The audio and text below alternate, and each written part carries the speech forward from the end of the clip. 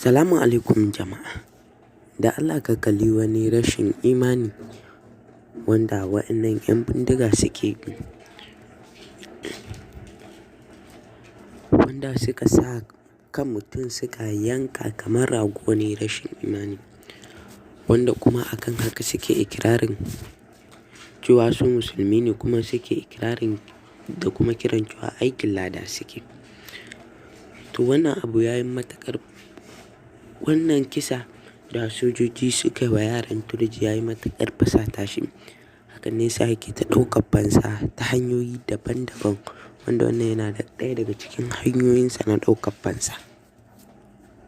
To amma wannan abu bai daɗi ba, kamar yadda aka samu wanda ba su ji ba ba su gani ba aka musu yankan rago, kuma hakan bai dace ba.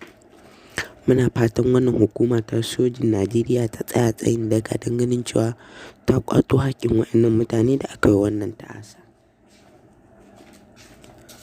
Kuma dai wannan mutane wato 'yan bindiga, wannan abu da suke ya ci a ce an tsaya da shi haka. Waɗannan mutane da doka ba ta aiki a kansu, kuma ya ci a ce wannan suna tsoron doka, tunda ita doka kowa take hukuntawa. To amma dai su waɗannan mutane sam ba haka suke ba, kuma suna ikirarin musulmai ne su masu imani. To mai sauraro dai kakka manta kana kan channel mu ta Arewa Top Hausa News.